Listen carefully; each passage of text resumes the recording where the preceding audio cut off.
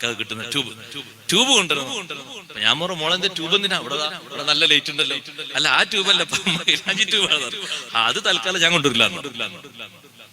അത് എന്നില്ലത് പ്രതീക്ഷിക്കേണ്ടില്ല. നിനക്ക് നല്ല രണ്ട് നല്ല മിഠായി കൊണ്ടുവരാം, കഴിക്കാൻ പറ്റും. പെരുന്നാളല്ലേ, സന്തോഷത്തിന്റെ ഒരു മധുരം, അത് കൊണ്ടുവരാം. പിന്നെ നിന്നെ മുടിക്കൂടെ കൊളുത്താൻ പറ്റിയ നല്ല 2 ക്ലിപ്പും കൊണ്ടുവരാം, അവരെ സന്തോഷിപ്പിക്കാൻ വേണ്ടി. ഇത് ഞാൻ കൊണ്ടുവരാം. അത് എന്റെ പക്കത്ത് പ്രതീക്ഷിക്കും വേണ്ട. അതെന്താ ഉപ്പ മൈലാഞ്ചിട്ട് എന്താ കുഴപ്പം? അല്ല, അത് നിനക്കിടാൻ പാടില്ല. വിവാഹിതരല്ലാത്ത പെൺകുട്ടികൾ മൈലാഞ്ചി ഇടുന്നത് കറാഹത്താണ്.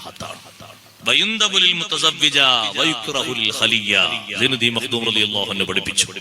വിവാഹിതർക്ക് സുന്നത്താണ്, അവിവാഹിതരായ പെണ്ണുങ്ങൾക്ക് മൈലാഞ്ചി കറാഹത്താണ്. പുരുഷന്മാർക്ക് തീരെ പാടില്ല. അങ്ങനെ മൈലാഞ്ചിട്ടിട്ട് ഏതെങ്കിലും ചെറുപ്പക്കാർ ഒരുങ്ങാൻ അറിയാത്തവർ പറഞ്ഞു കൊടുക്കണോ, സുഹൃത്ത് എങ്ങനെയൊന്നല്ല ഒരുങ്ങേണ്ടത്. നീ കല്യാണത്തിന്റെ മുമ്പ് 2 റക്അത്ത് സുന്നത്ത് നിസ്കരിക്കാണ്, എനിക്ക് അതിന്റെ മുമ്പ് അതൊക്കെ നിസ്കരിച്ചു.